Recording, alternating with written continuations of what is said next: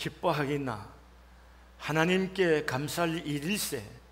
골짜기는 바로 백합화가 피는 곳이 아닌가? 사실 골짜기를 좋아하는 사람 별로 없습니다.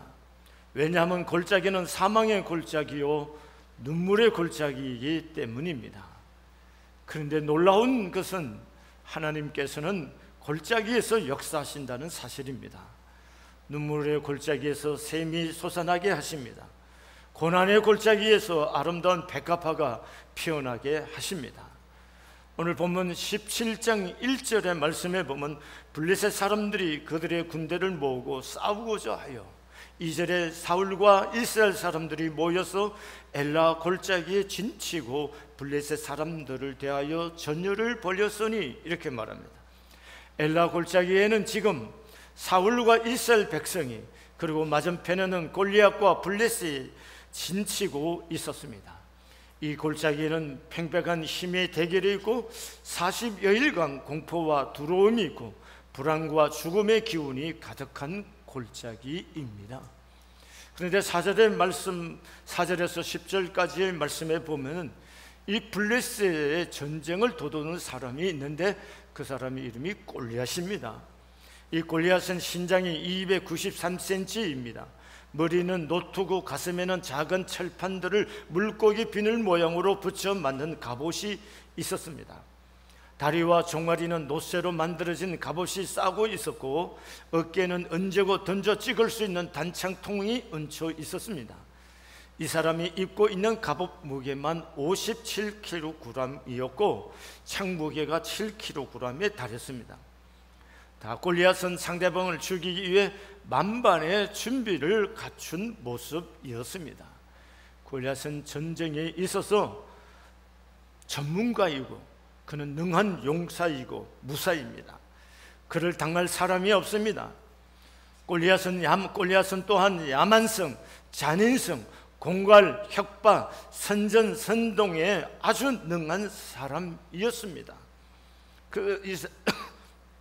이스라엘 백성들이 골리앗의 선전선동에 녹아서 믿음을 상실하고 두려워 떨고 있고 그리고 가만히 도망가는 사람들도 많이 있었습니다. 11절 말씀에 보면은 사울과 온 이스라엘이 그 블레셋 사람의 이 말을 듣고 놀라 크게 두려워하니라 이렇게 말하고 있습니다. 저의 말 한마디에 벌벌 떠는 사람들이 무슨 수로 전쟁에서 이길 수가 있겠습니까? 블레셋 사람 골리앗 때문에 사울이 두려워 떨고 있습니다. 사울에게 이 엘라 골짜기는 사실 왕으로서 절망의 골짜기가 아닐 수가 없습니다. 사울이 두려워 떨고 있는 이 절망의 골짜기, 죽음의 골짜기, 이 골짜기에서 다윗은 골리앗을 죽이고 승리하는 희망의 골짜기, 승리의 골짜기로 만들었습니다.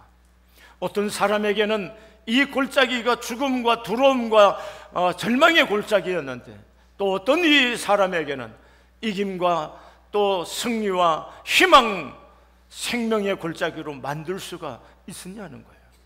도대체 사울과 다윗의 차이가 무엇이기에 동일한 골짜기에서 사울은 두려워 떨고 절망하고 죽음을 눈앞에 두고 벌벌 떨고 있는데 다윗은 그 엘라의 골짜기에서 골리앗을 무너뜨리고 이스라엘의 승리를 가져오고 하나님의 영광을 찬미하여 올려드리는 거룩한 승리를 만들어낼 수가 있었냐 하는 것입니다.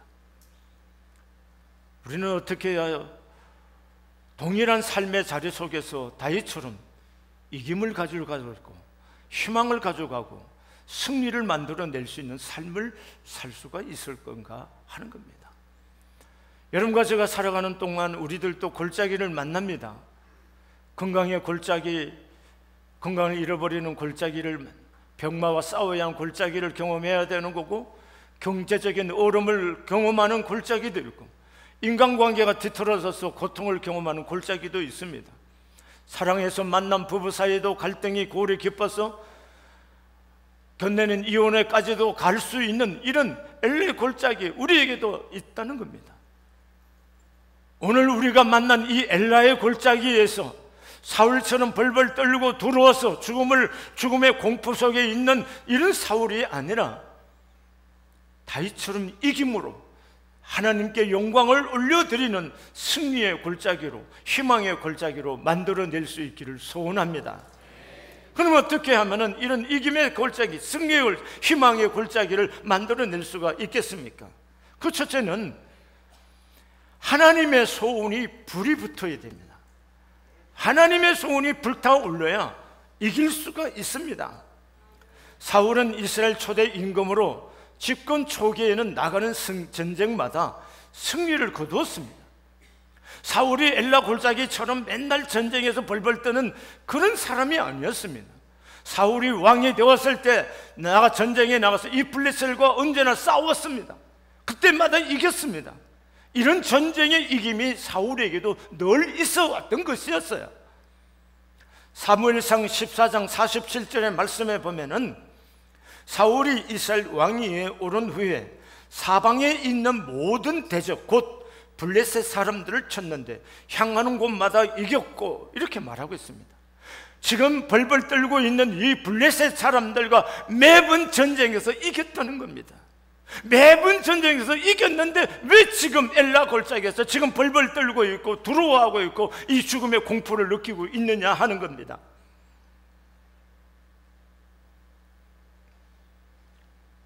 왜 그런 건가요?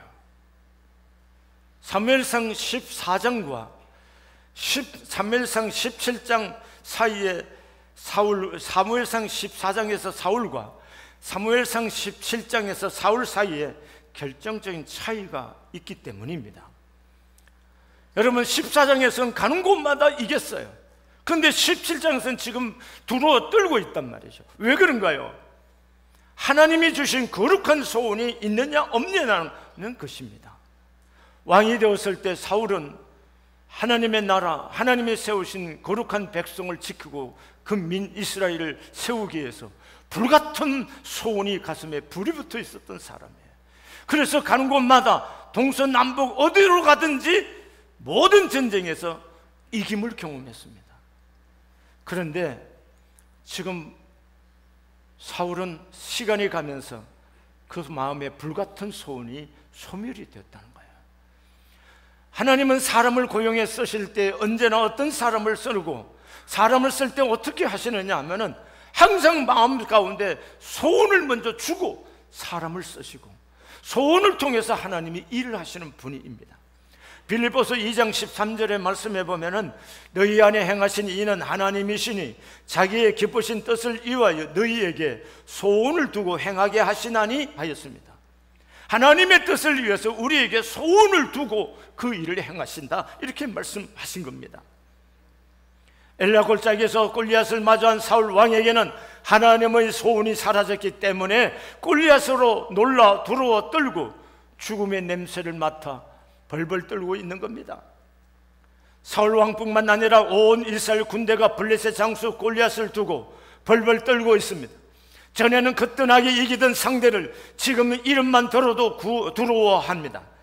이것은 그들 속에 하나님의 꿈이 있을 때와 사라졌을 때 그들이 어떻게 달라지는지 우리에게 보여주고 있습니다. 우리들도 마찬가지죠. 전에는 아무런 마음의 장애 없이 쉽게 해내던 일들을 어느 순간이 되었을 때 괜히 그 문제가 나인데 버겁고 그 일이 나에게 주어진 것이 짜증이 나고 회피하고 싶고 그 문제에서 벗어나고 싶은 그런 심정이 우리 안에 쑥쑥 들어올 때가 있단 말이에요. 왜? 문제는 동일한 건데 전에는 이겼는데 전에는 즐거웠는데 그 일이 나에게 기쁨이었는데 지금은 왜 내게 짐이 되느냐는 거예요. 왜 교회 사역이 짐이 되느냐는 거예요. 전에는 기뻤고 하지 못해서 안달했던 그 사역이 지금 왜 내게 짐이 되느냐는 거예요. 이유가 뭘까요?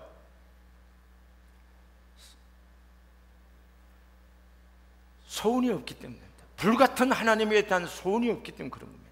그러면 사울의 왕에게서 왜 그 소원이 사라진 것인가 하는 겁니다. 사울 왕이 처음에는 참 겸손한 사람이었어요. 왕으로 피택됐다고 하니까 행군하면 숨었던 사람이에요. 그래서 사람들이 그를 찾아낼 만큼 겸손한 사람이었습니다.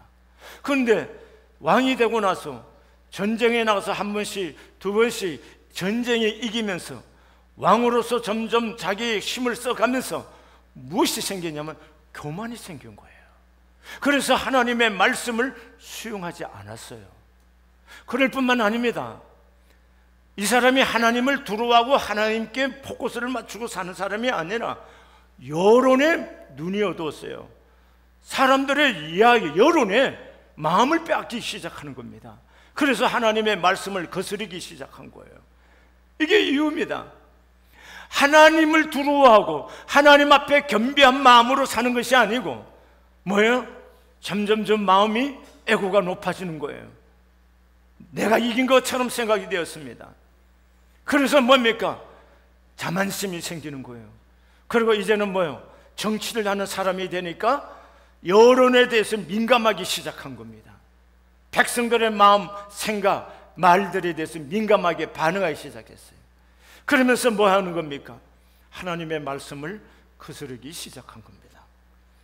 여러분, 하나님의 말씀이 그 안에서 떠나고 나니까 그 안에 대신이 뭐가 들어갔냐? 악순이 들어갔다는 겁니다.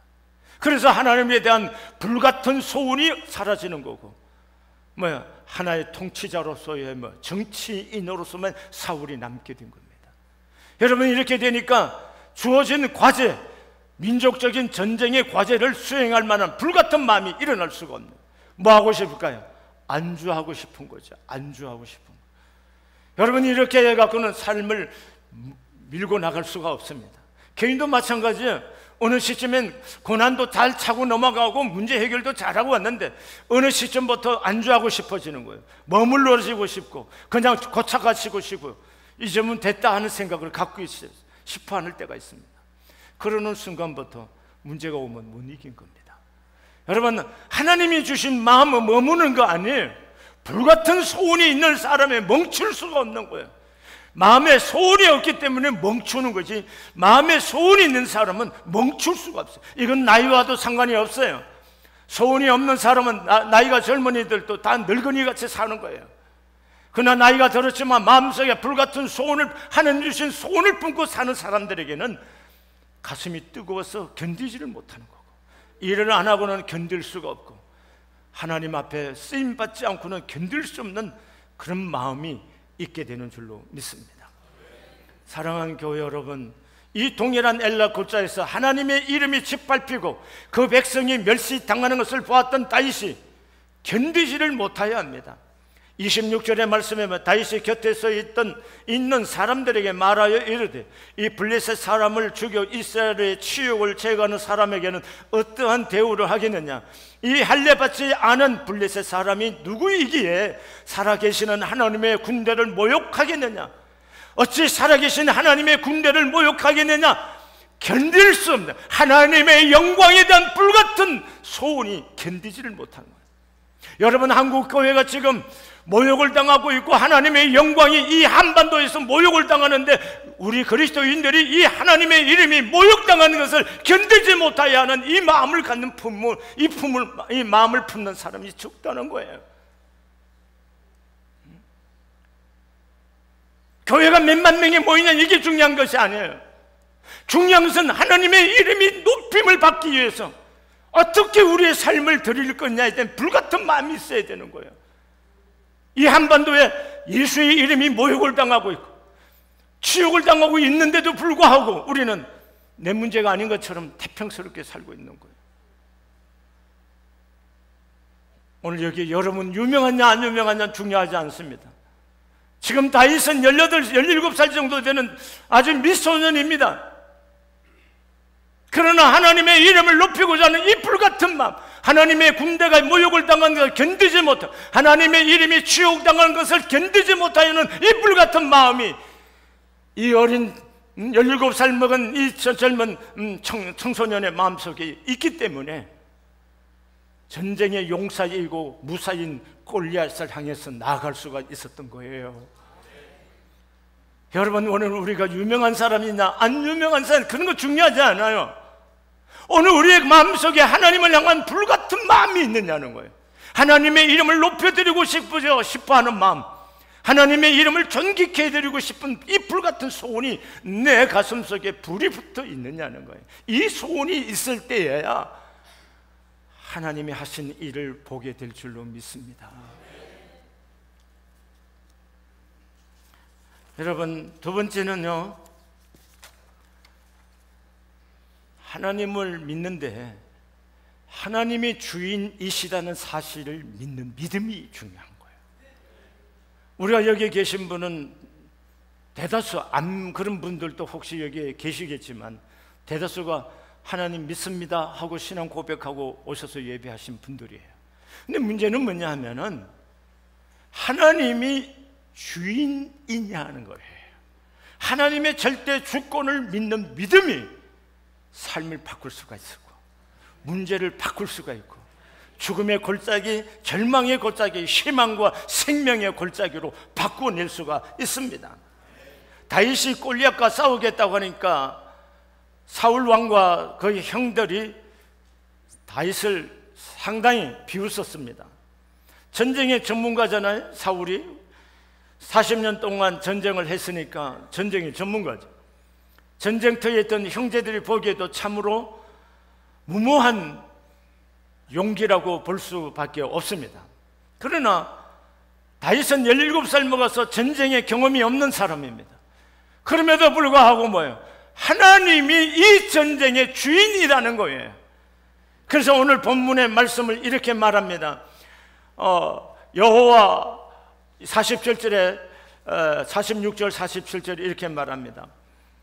오늘 여호와께서 너를 내 손에 넘기시리니 내가 너를 쳐서 내 목을 베고 블레셋 군대의 시체를 오늘 공중의 새와 땅의 들 짐승에게 주어 온 땅으로 이스라엘의 하나님이 계신 줄 알게 하겠고 또 여호와의 구원하심이 칼과 창에 있지 아니함을 이 무리에게 알게 하리라. 전쟁은 여호와께 속한 것인저 그가 너희를 우리 손에 넘기리라. 아멘. 하나님이 주인이시다는 거예요. 전쟁의 참된 주인은 누구냐? 하나님이시다는 거예요. 이걸 우리가 믿느냐는 거예요. 내 인생의 주인이 하나님이시다고 믿습니까? 이 사건의 주인이 하나님이시라고 믿습니까? 여러분이 이 믿음이 있다면 우린 이길 수가 있습니다. 여러분과 우리의 삶의 자리가 굉장히 희망 없이 보이더라도 하나님께서 이 문제의 주인이라고 절대 주권을 인정하고 주님께 그 영광을 올려드리고자 하는 불같은 마음이 있다면 우린 승리하게 될 줄로 믿습니다. 여러분, 왜 다윗이 이런 믿음이 있을까요? 생각해 보세요. 다윗은 양을 치면서 하나님과 함께하는 시간을 경험한 겁니다. 그래서 사자나 곰들이 와서 양들을 잡아가면 쫓아내기도 하고 또 움켜쥐고 가면은 쫓아가서 사자와 곰들의 입에서 그것을 다 탈취해내서 건져오는 이것을 경험한 사람입니다. 그래서 37절에 이렇게 말합니다. 또 다윗이 이르되 여호와께서 나를 사자의 발톱과 곰의 발톱에서 건져내셨은저 나를 이 블레셋 사람의 손에서도 건져내시리다. 나를 건져주신 분이 하나님이시다는, 이걸 우리가 믿느냐는 거예요.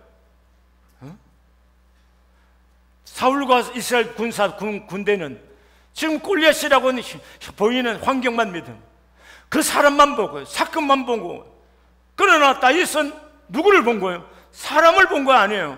하나님을 본 겁니다.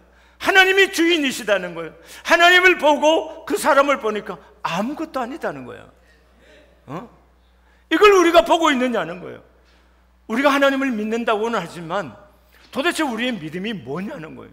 주일날 1시간 와서 예배를 드려주고 가는 것이 우리의 믿음이냐는 거예요. 그것이 우리의 삶에 무슨 의미를 갖겠느냐는 거예요. 우리가 믿는 믿음은 우리의 삶을 전체를 지배해야 되는 겁니다. 그래서 우리가 만나는 작은 일이든 큰 일이든 우리의 믿음으로 그 문제를 해결할 수 있어야 하나님이 될 수가 있는 거예요. 만약에 우리가 하나님을 믿어주는 걸로 왔다면은 여러분, 안 믿어줘도 괜찮습니다.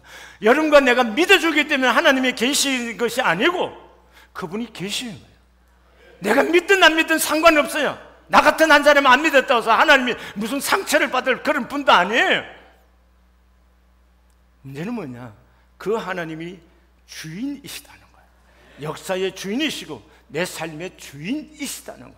그 사실을 내가 믿느냐는 거예요. 그것을 믿으면은 내 삶은 지금과 또 다르게 만들어갈 수가 있는 거고, 내 앞에 닥친 문제들도 아무것도 아닌 것처럼 우리들 밟을 수가 있다는 겁니다. 그래서 45절에 이렇게 합니다. 다윗이 블레셋 사람에게 이르되 너는 칼과 창과 단창으로 내게 나오거니와 나는 만군의 여호와의 이름 곧 네가 모욕하는 이스라엘 군대의 하나님의 이름으로 내게 나아가노라. 이렇게 말합니다. 하나님이 함께 하시고 하나님이 주인이신 것을 믿으시기를 바랍니다. 지금 여러분과 제가 만나는 문제, 그 속에 주인이 하나님이시라고 인정하십시오. 인정하시면 하나님은 어떻게 할까요? 물게 돼 있어요. 주인이시라면 묻게 돼 있는 겁니다. 내가 이것을 할 건지 안 할 건지 묻는 거예요. 물어야 됩니다. 묻는 사람만이 그분을 주인으로 인정하는 거죠. 안 묻는다는 것은 뭐예요? 머리로 아는 것만 갖고는 안 되는 거예요. 내가 진정 하나님을 내 인생의 주인으로 인정한다면 이 사건에 대해서, 이 문제에 대해서 물어야 돼요. 묻고 그분의 뜻을 구하면 주께서 말씀하십니다. 그걸 들을 수가 있어야 되고, 그걸 인도받을 수 있어야 되고, 그걸 통해서 하나님이 나를 어떻게 이끄시는지를 알아차려야 나를 통해서 하나님이 하시고자 하는 일들을 맛보고 경험하며 살게 될 줄로 믿습니다. 세 번째는요, 열정이 있어야 합니다. 열정이 있는 사람이 반드시 해냅니다. 다윗의 마음에는 하나님을 향한 뜨거운 열정이 있었습니다. 다윗은 8남매 중에 막내입니다. 막내들은 보통 막내 성격이 있잖아요. 막내 성격이 있어요. 막내는 그냥 여전히 막내예요. 근데 막내로서 다윗이 사실은 대우를 못 받은 거예요. 사랑받고 그런 것이 아니고, 야, 너 가서 해. 형들이 다 시켜 먹었어요. 어디까지? 목동으로. 목동은 누구 하느냐? 보통 하인들이나 아주 지체 낮은 사람들만 하는 것이 목동이에요. 근데 그것을 누구에게 시켜 먹었어요? 형들이 다 다윗에게 시켜 먹은 거예요. 그러니까 막내로서 사랑이나 보호를 받지 못하고 그는 목동으로서 양과 함께 들판에서 잠을 자는 사람이에요. 그러니까 여러분, 바로 이것은 다윗에게 한 인간으로서 고난이 아닐 수가 없었죠. 이 고난 중에 다윗은 뭘 했냐? 한숨 쉬고 원망하고 불평하고 형들에 대해서 이런 얘기하는 게 아니에요. 그 고요한 들판에서 밤하늘을 보면서 그는 하나님을 찾았던 겁니다. 아무도 없는 들판, 그 밤중에 아무도 하늘의 반짝인 별만 보면서 그는 하나님을 향해서 온 마음을 써서 하나님을 갈망하고 하나님을 찾았던 겁니다. 그래서 그는 하나님을 만났습니다. 아멘이세요? 하나님을 만났어요. 그 만난 하나님과 깊은 교제 속에 들어갑니다. 그 교제 속에 있었기 때문에 다윗은 하나님을 향해서 시를 지을 수가 있어요. 글을 쓸 수가 있었던 겁니다. 여러분, 누군가가 연애를 할 때 여러분 연애 감정 있었는지 없었는지 모르겠는데 연애해 보셨어요? 입 꾹꾹 다물지 말고, 입 꾹꾹 다물려면 다른 데 가서 해. 여기서 하지 말고. 그렇잖아요. 연애 감정, 연애해 보셨죠? 연애할 땐 다 시인이에요. 옛날 다 뭐 썼어요? 연애 편지 썼잖아요. 그땐 다 시인이에요.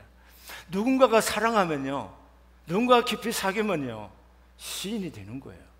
근데 다윗은 누구와 깊이 사귀었어요? 하나님과 깊은 사귐 속에 있었어요. 그러니까 그 영혼이 민감하게 예민할 수밖에 없어요. 그래서 시를 짓는 거예요. 그래서 밤에 밤하늘을 보면서 뭐예요? 악기를 연주하는 거예요. 그래서 시인이 되고 연주자가 되는 거예요. 기술만 갖고 되는 게 아니라고. 하나님을 만난 경험이 있어야 되고, 그 하나님과 함께하는 시간이 있어야 내 연주를 통해서 악신이 떠나가고 하나님이 하신 일을 볼 수가 있다는 거예요. 이런 교제를 통해서 뭐예요? 하나님에 대한 불같은 마음, 열정이 있었던 거예요. 사람이 일에 대한 열정이 없는 사람 성공할 수가 없습니다. 여러분, 성공하는 사람들 공통 분모 중에 하나가 뭐예요? 열정이 있어요. 다 미친 사람들같이 일에 매달려서 일하는 사람들이에요. 게을른 사람이 일을 성공하는 거 봤습니까? 보셨어요? 아무도 없습니다. 자기 일에 미쳐 있는 사람들이에요. 그러니까 성공하는 거예요. 남의 그늘에서 사는 사람들이 아닙니다. 그런 사람들은 남의 밑에 있어도 열심히 일해요. 열심히 일하니까 독립할 수밖에 없죠. 아멘이세요? 여러분과 제가 하나님의 나라를 향해서도 좀 열정을 좀 품을 수 있으시기를 바랍니다. 하나님 나라가 아니라도 여러분 인생에 좀 열정을 갖고 살아보십시오. 사는 건지 안 사는 건지 모르게 그렇게 살지 마시고 뭔가 좀 불붙는 마음으로 한번 살아볼 수 있기를 바랍니다. 여러분, 불이 꺼지면 아무리 나이가 어려도 늙은이가 되는 거고, 이 불이 활활 타오르면 아무리 나이가 많아도 그는 청년입니다. 여러분, 지금 미국 대통령 트럼프 대통령이 몇 살인 줄 아세요? 한국 나이로 72세인가 그렇게 됩니다. 여러분, 우리는 72세 다 은퇴하고 뒷방 늙은이처럼 취급당하고 그렇게 살아야겠다고 생각하지 않아요? 그와 함께 대통령 후보로 나왔던 샌덕슨이라는 사람들은 그때 당시에 74세였고 힐러리도 69세였습니다. 다 70이 넘은 사람들이에요. 그런 사람들이 세계 최고의 강대국인 미국의 대통령이 되어보고자 나왔어요. 여러분, 우리는 조금만 나이 든 뒷방 늙은이처럼 일 안 하려고 그러고 뭔 인생을 살겠다는 거예요? 그런 사람들에서 어떻게 하나님이 하신 일들이 이루어지겠다는 겁니까?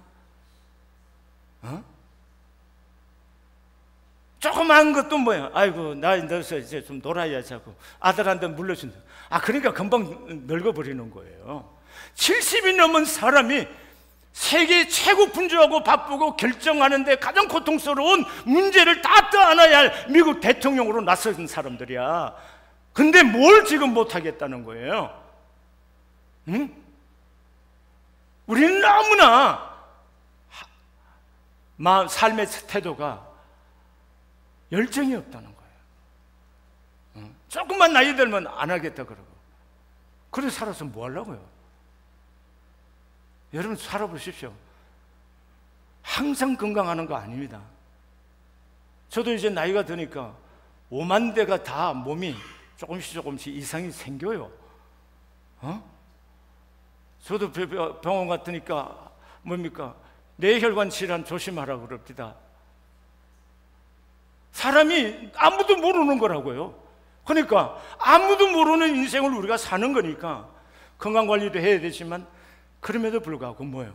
삶의 불같은 마음을 갖고 내게 좋은 시간들을 온 마음으로 살아보려고 하는 거예요. 아시겠죠?